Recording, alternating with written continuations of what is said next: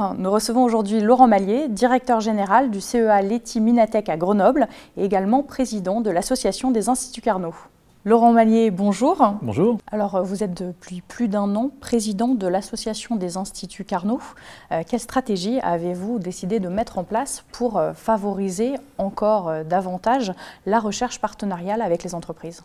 Alors, les Instituts Carnot, c'est un dispositif qui en fait essaye d'aider des laboratoires qui veulent se mobiliser auprès de l'industrie et qui veulent se mobiliser de façon structurelle, c'est-à-dire pas seulement mener quelques actions épisodiques, mais avoir parmi leurs quelques objectifs stratégiques ou leurs quelques éléments de mission un positionnement près des industriels de façon structurée, de façon motivée en interne et avec les mécanismes qui permettent de le faire.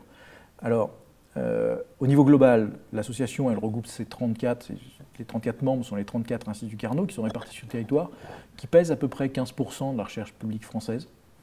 Et l'idée c'est d'amener ces 15% de la recherche publique française à un niveau de pratique avec l'industrie qui est comparable aux meilleurs standards internationaux. Finalement, les deux objectifs, c'est de faire en sorte que notre industrie en France puisse s'appuyer non pas seulement aller chez eux, mais s'appuyer sur des laboratoires dont elle a confiance sur la pratique au quotidien de la relation avec l'industriel, et par ailleurs que ces entreprises, pour les plus grandes d'entre elles, ne partent pas en Allemagne ou en Asie chercher ce qu'on pourrait leur offrir en recherche publique en France. Alors, Polytechnique est implanté, comme vous le savez, au cœur de Paris-Saclay. C'est l'un des grands pôles d'innovation en France, avec notamment Grenoble. Selon vous, quels sont les atouts de cet écosystème Paris-Saclay pour qu'il devienne finalement la Silicon Valley à la française? Mais je pense que dans cet écosystème, il y a beaucoup d'atouts, effectivement. Il y a une recherche de qualité mondiale, il n'y a aucun doute là-dessus, en quantité et en qualité et en production. Il y a une concentration d'étudiants de bon niveau qui est également de classe mondiale. Je pense que le pied qui manque ou qu'il faudra accroître pour que ça soit une Silicon Valley à la française, quelque chose comme ça, c'est la création de valeur. Un facteur clé de la Silicon Valley, c'est un dynamisme et une absence de frein dans la saisie d'opportunités qui est juste inégalée au monde.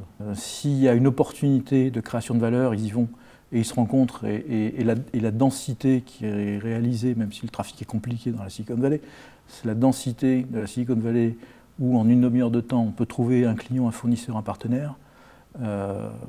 Paris-Saclay a l'opportunité de le réaliser, à condition de faire tomber les barrières de pratiques qui sont culturelles fréquentes et que tout le monde se focalise sur la recherche et l'exploitation d'opportunités.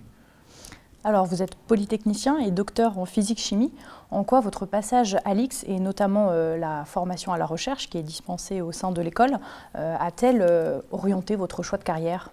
Je pense que la qualité, la proximité des labos est un atout qu'il y a dans toutes les universités américaines ou en universités anglo-saxonnes, et c'est un atout dont les élèves polytechniciens doivent bénéficier. Moi, une des choses majeures que j'ai apprises grâce à l'époque, mon professeur de physique qui était patron du département de physique et qui est un homme remarquable, Yves Quéré, c'est qui m'a laissé faire un certain nombre de choix, et éventuellement en rupture de la scolarité. C'est choisis et assume. Et j'ai envie de dire à tous les élèves de Polytechnique de retenir cette leçon-là. Et il y a un monde à découvrir dans la recherche qui n'est pas un monde à prendre comme un sas d'entrée dans une carrière de recherche. Personnellement, j'ai commencé dans la recherche publique, je suis parti dans une administration ministérielle, je suis parti dans une entreprise française, je suis parti dans une entreprise américaine. Je suis maintenant patron d'un labo de recherche technologique à Grenoble et demain, je démarre dans un grand groupe européen.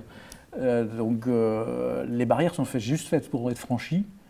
Mais la première barrière, elle est au bout du couloir là-bas. Il y a les labos de recherche qui sont à découvrir.